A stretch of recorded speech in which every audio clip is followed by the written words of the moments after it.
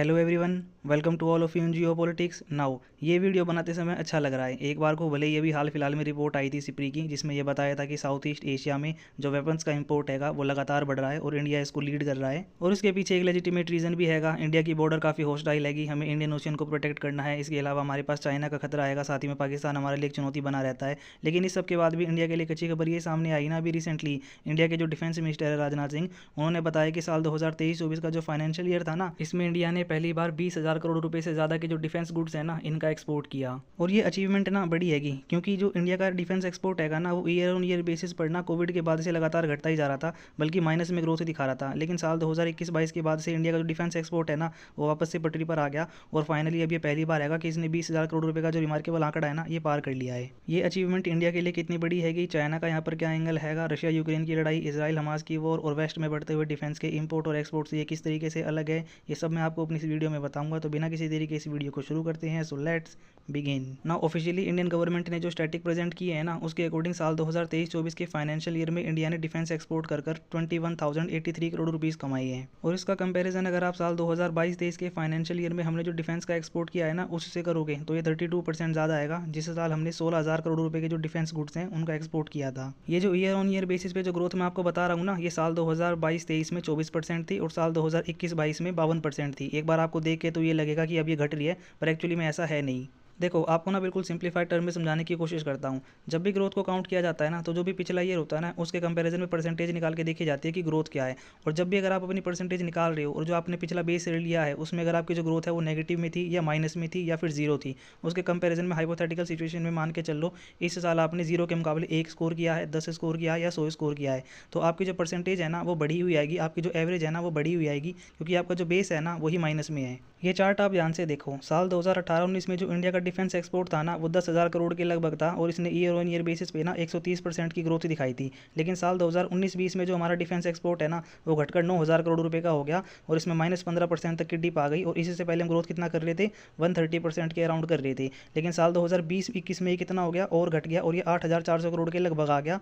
और इसके बाद इंडिया ने साल 2021-22 के फाइनेंशियल ईयर में जो डिफेंस एक्सपोर्ट किया ना, वो 12,000 करोड़ रुपए का था। और अगर आप इसको ध्यान से देखोगे तो ये 52% शो हो रहा है। ये इसलिए ज़्यादा है ना, क्योंकि जो बेस ईयर रहेगा पिछला वही माइनस में हैगा। अब इसको आप साल 2022-23 से कंपेयर करके देखो, जहाँ पे हमने 15,000 करोड़ रुपए का एक्सपोर्ट किया था, इसको आप राउंड फिगर में 16,000 कर लो। और 2022-23 के फाइनेंशियल ईयर में इंडिया ने जो ग्रोथ गेन करी थी डिफेंस एक्सपोर्ट में, वो 24% थी, जो कि उसके पिछले साल के कंपेरिजन में जो कि 52% था, कम है। लेकिन अगर आप स्टैटिक को देखोगे तो हमने 16,000 करोड़ रुपए के डिफेंस एक्सपोर्ट किए थे, जो कि 12,000 करोड़ रुपए के कंपेरिजन में ज़्यादा है। इसलिए भले ही आपको एक बार को जो ग्रोथ है वो 24% कम लग रही है, लेकिन क्योंकि हमारा जो बेस ईयर पिछला था वो पॉजिटिव में था और काफ़ी ज़्यादा था, तो उस पॉजिटिव में से जो हमने ग्रोथ गेन करी है ना, भले ही एक बार को वो स्टैटिक में कम नजर आएगी, पर नंबर्स में आपको ज़्यादा दिखाई देगी। ठीक ऐसा ही इस बार भी हुआ है। भले ही इस बार को ग्रोथ 32% हुई है, जो कि साल 2021-22 से और इससे पहले कोविड के टाइम से अगर आप कंपेयर करोगे तो आपको कम लगेगी। लेकिन क्योंकि बीच में कोविड का जो डिप आ गया था ना, उसके कंपैरिजन में जो ग्रोथ है ये हमने पॉजिटिव में से डिराइव की है, इसलिए ये ज़्यादा आपको नंबर्स में दिखाई देगी। और हमने पहली बार 20,000 करोड़ रुपये से ज़्यादा के जो डिफेंस एक्सपोर्ट हैं वो किए हैं। और ये शुरुआत है कि इंडिया के डिफेंस एक्सपोर्ट का लीडिंग हब बनने की। मैं ऐसा क्यों कह रहा हूँ, क्योंकि इंडिया ने ना अभी ज़्यादा से ज़्यादा सिर्फ 85 के आसपास देश हैंगे, 85 के आसपास, जिनको डिफेंस का एक्सपोर्ट किया है,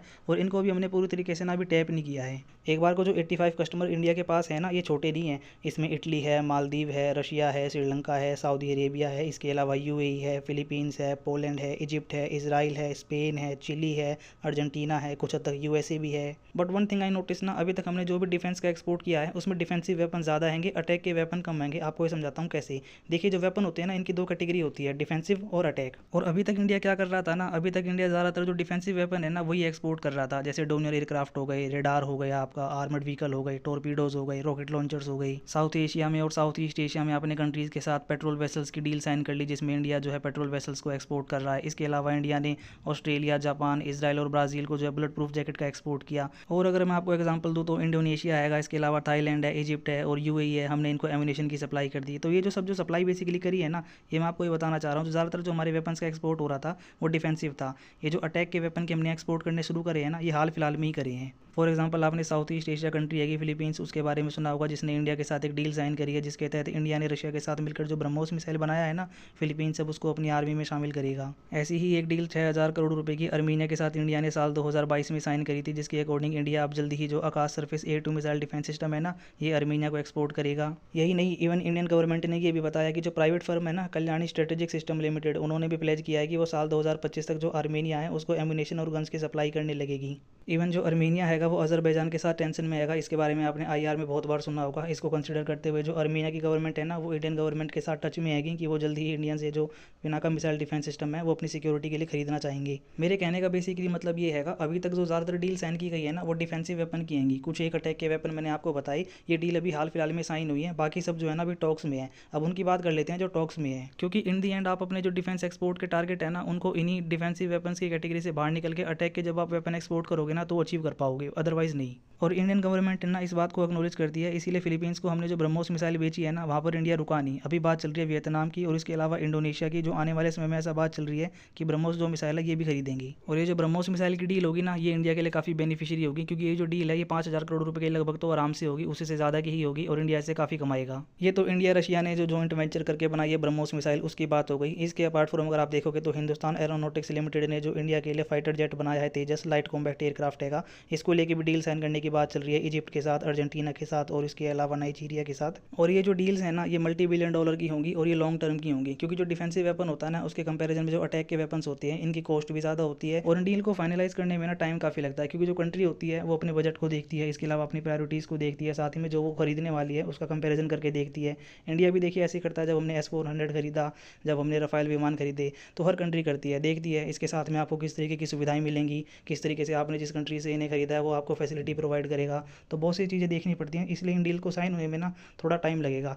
बट इन दी एंड जब ये डील साइन हो जाएंगी ना, तो इंडिया बड़े आराम से अपने जो टारगेट है उनको अचीव कर लेगा। और इंडिया ये जो कर रहा है ना, और जिस समय में कर रहा है, जिस तरीके से कर रहा है, ये काफ़ी इंटरेस्टिंग हैगा। अभी सिप्री ने जो डाटा पब्लिश किया है ना, उसके अकॉर्डिंग जो चाइना के डिफेंस एक्सपोर्ट हैं वो घट रहे हैं, और इसका रीज़न क्या है? Poor quality. और कंट्रीज़ ना अब इस बात को एक्नॉलेज कर रही हैं कि उन्हें चाइना से जो डिफेंस का इंपोर्ट है ना वो नहीं करना चाहिए, क्योंकि एक्यूरेसी की प्रॉब्लम आती है, मेंटेनेंस की प्रॉब्लम आती है। अभी म्यांमार में क्या हुआ ना, चाइना से जो म्यांमार की गवर्नमेंट ने ना डिसाइड किया कि हम कुछ रडार सिस्टम खरीदेंगे अपने डिफेंस के लिए, लेकिन उनकी एक्यूरेसी में प्रॉब्लम आ गई। ठीक ऐसा ही नाइजीरिया के साथ हुआ। नाइजीरिया की गवर्नमेंट ने तो क्या किया था, चेंगडू F-7 जो कि चाइना का लाइट कॉम्बैट एयरक्राफ्ट हैगा वो खरीद लिया, लेकिन इसकी एक्यूरेसी में प्रॉब्लम आ गई। ठीक ऐसा ही पाकिस्तान के साथ भी है, लेकिन पाकिस्तान क्योंकि चाइना का सदाबहार दोस्त हैगा तो जनरली पाकिस्तान कंप्लेंट करता नहीं है। और सिप्री ने जो अपना भी डाटा पब्लिश किया है ना, उसमें ये दिखाई भी देता है, पाकिस्तान ने अपना जो सबसे ज़्यादा डिफेंस का इंपोर्ट है ना वो पाकिस्तान ने चाइना से ही किया है। और ये जो न्यूज़ है ना, इसके दोनों ही एस्पेक्ट हैंगे, एक अच्छा भी है एक बुरा भी है। अच्छी खबर इंडिया के लिए देखिए है कि चाइना के जो डिफेंस एक्सपोर्ट हैंगे वो क्रम्बल कर रहे हैं। ऐसे में इंडिया पहले रीजनल लेवल पर और उसके बाद वर्ल्ड वाइड जो अपने डिफेंस एक्सपोर्ट है उनको बढ़ा सकता है, चाइना को बाईपास कर सकता है आसानी से। लेकिन एक दूसरा एस्पेक्ट भी हैगा, अब पाकिस्तान और चाइना के बीच में अभी तक जो इकोनॉमिक कोऑपरेशन थी ना, अब वो मिलिट्री के एस्पेक्ट में भी देखने को मिलेगी। जो भी हो, इंडिया अपनी फॉरेन पॉलिसी के अकॉर्डिंग डील कर रहा है। हम जो वेपन्स का एक्सपोर्ट करते हैं वो डिफेंस के नाम पे करते हैं।